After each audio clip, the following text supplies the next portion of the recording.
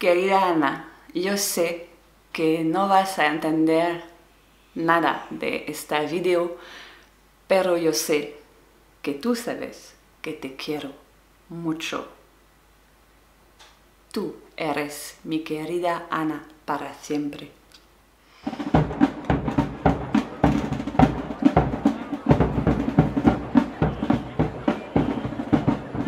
Bonjour les gens!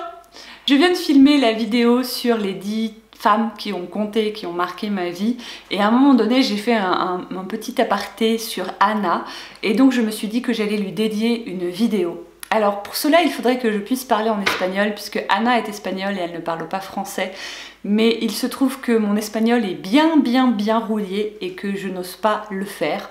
Si, pour une raison ou pour une autre, il y avait quelqu'un qui regarde cette vidéo et qui est parfaitement bilingue en espagnol et qu'il a envie de m'aider à sous-titrer ces quelques minutes pour qu'elle puisse comprendre ce que je dis d'elle, ce serait un grand bonheur de pouvoir lui transmettre cette vidéo, un petit peu déclaration d'amour.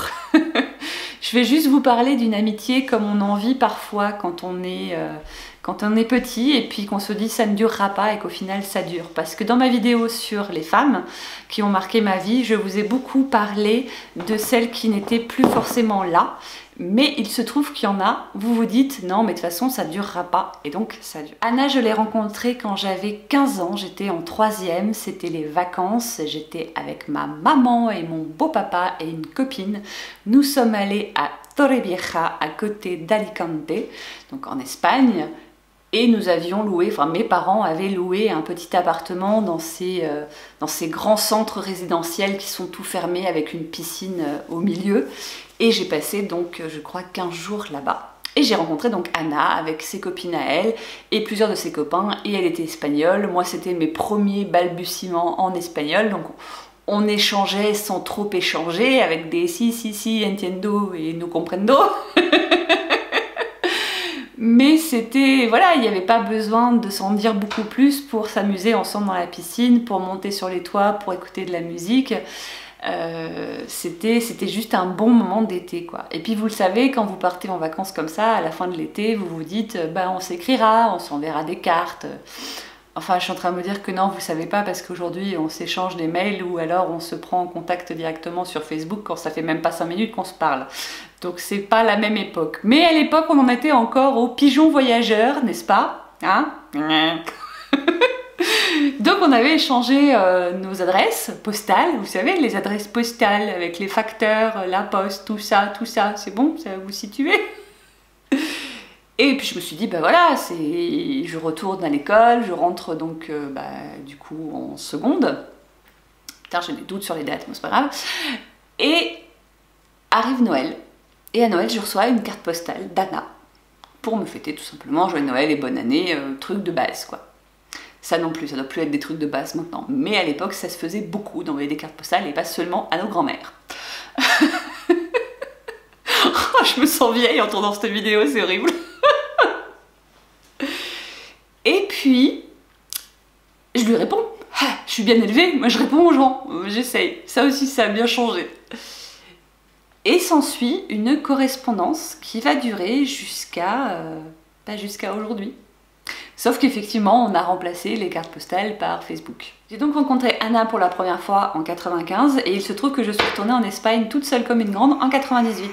J'ai été accueillie par toute sa famille pendant 15 jours chez elle. Je me suis tapé 24 heures de bus avec Eurolines à l'époque pour pouvoir la rejoindre. C'était un truc de fou cette histoire. 2 jours pour aller en Espagne quoi, l'aller-retour. Aujourd'hui, vive EasyJet, hein, j'ai envie de vous dire. Mais c'était une expérience incroyable. En plus, c'était la première fois que je partais en vacances toute seule et tout, donc c'était juste fou.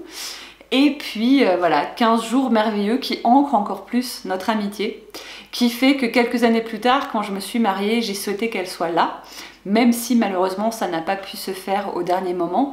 Il était prévu qu'Ana soit mon témoin, c'est vous dire si elle était importante pour moi et si elle est importante pour moi. Quelques années plus tard, c'est Ana à son tour qui s'est mariée et je suis allée à son mariage. J'ai fait un aller-retour express parce que j'avais des soucis de santé à l'époque. J'ai fait un aller-retour express pour aller la voir et c'était juste merveilleux. C'était il y a bientôt 10 ans, peut-être même plus, je ne sais pas. Pour tout vous dire, Anna a 2 enfants aujourd'hui que je n'ai jamais vus parce que l'occasion de retourner en Espagne ne s'est pas encore représentée. Parce que les années faisant, je parle de moins en moins bien espagnol parce que je ne le pratique pas et que ça me désole de ne pas réussir à communiquer aussi rapidement que je le voudrais avec elle.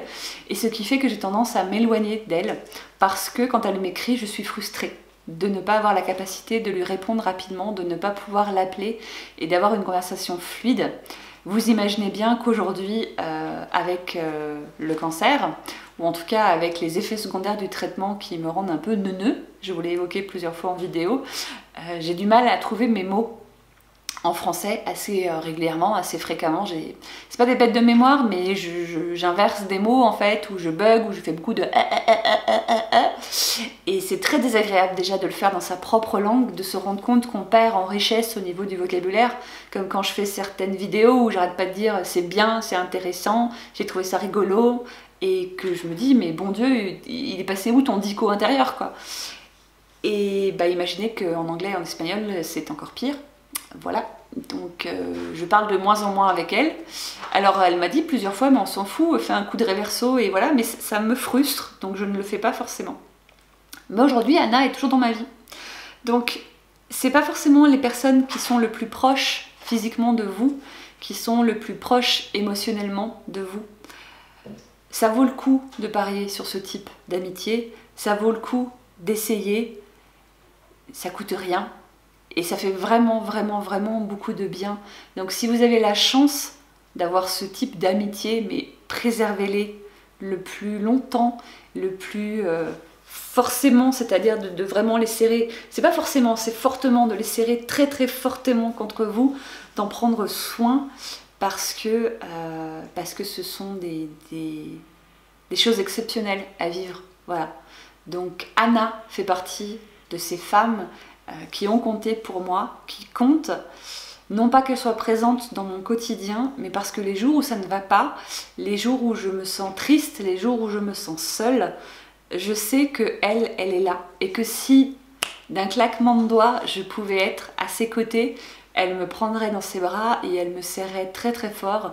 Et cette simple image, c'est déjà beaucoup beaucoup de réconfort. Je vous dis à très bientôt. Ciao!